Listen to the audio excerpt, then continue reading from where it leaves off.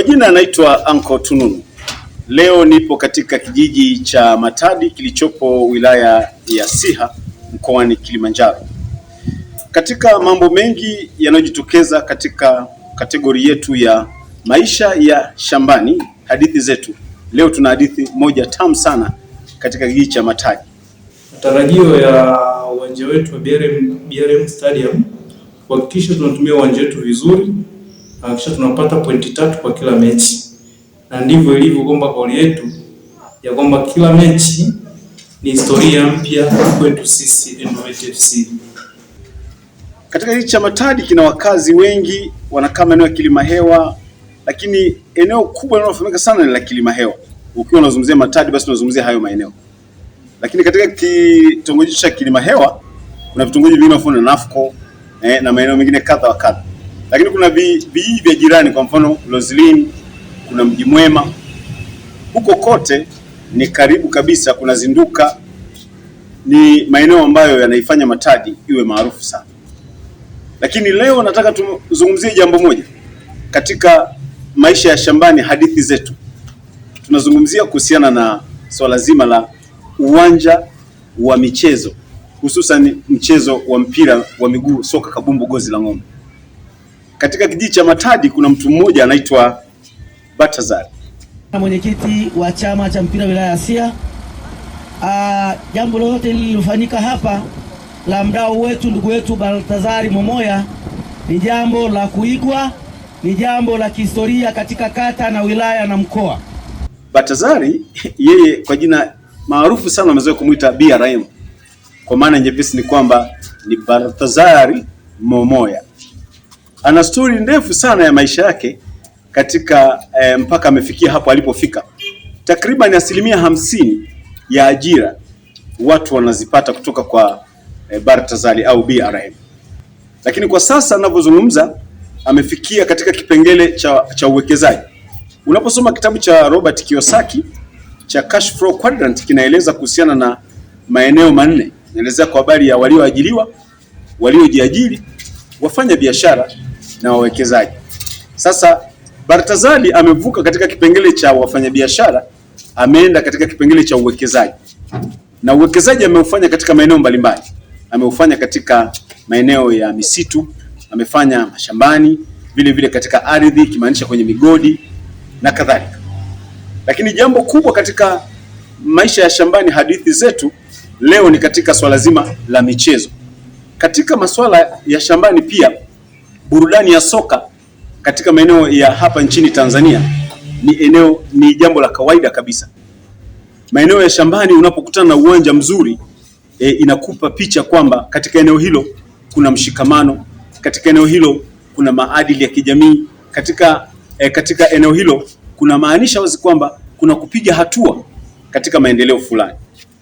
Ukiangalia katika bara letu la Afrika, nchi kama za Morocco, Ghana, Afrika Kusini pamoja na nchi kama Senegal, maeneo ya vijijini ndiko ambako kuna viwanja vizuri sana vya soka ambavyo mara kadhaa vimekuwa vikitumika kuinua vipaji. Watu ambao wanapenda mpira, wanaopenda soka, kabumbu, gozi la ng'ombe, hiyo ni eneo lao la kujivuna. Ukienda barani Ulaya unakutana nchi kama za Ujerumani, unakutana na Uholanzi, vile vile Uhispania. Hayo maeneo matatu unakutana kwamba maeneo ya vijijini yanakuwa ni maeneo ambayo kuna viwanja vya soka. Lakini ukienda barani Asia, unaenda nchini Japan, vile vile unaenda Korea Kusini, na kama haitoshi unaenda katika nchi ya Qatar. Hata kama Qatar ni nchi ndogo, lakini maeneo yaliyo nje ya miji ambako kunaonekana kama vijijini, basi huko kuna viwanja vizuri sana vya soka. Lakini lengo kubwa vinaonyesha kabisa kwamba mshikamano upo, maendeleo yanapiga hatua, na vile vile maadili, na ni sehemu za burudani. Na kama haitoshi basi inaanza kutoa ile hali, kwa hatua moja baada ya nyingine kunaanza kuwa kunapanuka. Maendeleo yanaonekana kwa sababu ni maeneo ambayo zamani yalikuwa yako chini, lakini kwa sasa yamekuwa.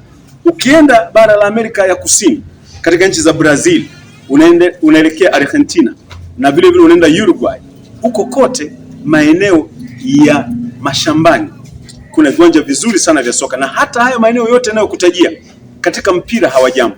Unapoiangalia timu ya taifa ya Japan, ukiangalia South Korea, unaona kabisa kwamba ni timu za taifa ambazo zina nguvu sana.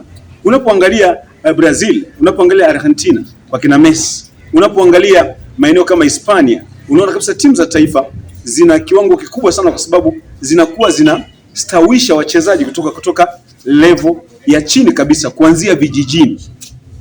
Angalia Morocco, angalia Ghana, angalia Senegal. Hayo maeneo yote yanayokutajia, angalia Afrika Kusini. Kuna vijana wengi sana na mpira maeneo hayo, soka kabumbu gozi la ng'ombe imekuwa ni sehemu ya kujivunia sana. Sasa katika kijiji hiki ambacho nimezungumzia kwa siku ya leo kwamba nilipo hapa, tunazungumza kuhusiana na kwamba uwekezaji wa Baltazar ambaye ni BRM katika uwanja huo wa BRM. Unaitwa hivyo uwanja wa BRM.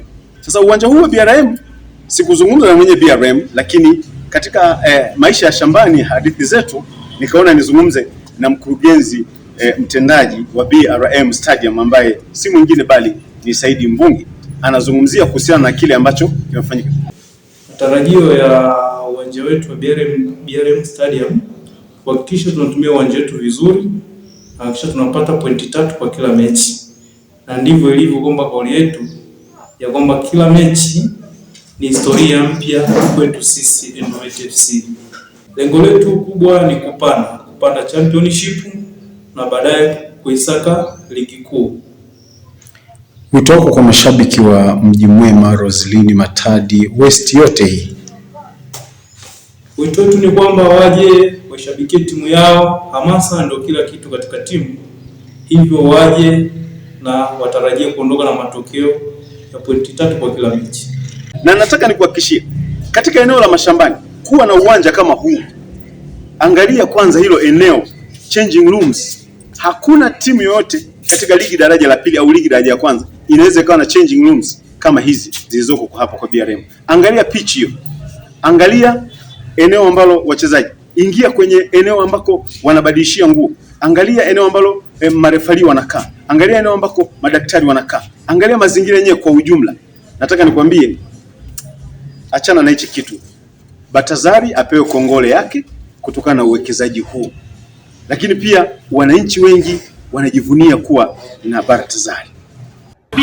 Tunamshukuru Baltazar kujitahidi. BRM hatujawahi kuona Mji Mwema Afrika kiasi hiki. Tunamshukuru Mungu alipomwonyesha uwezo kutumia kile kupata uwanja kama huu. Mimi ni Bwana Steki Maro, nimepokea vizuri sana ufunguzi wa uwanja huu. Maana nikiangalia burudani zinaendelea hapa kwa hii mkoa wetu wa Kilimanjaro hakuna. Unafikiri nini kinafuata kwa vijana hapa kijijini? Ni kupata ajira. Hii ni fursa, wachangamkie fursa. Nisiwe na la ziada.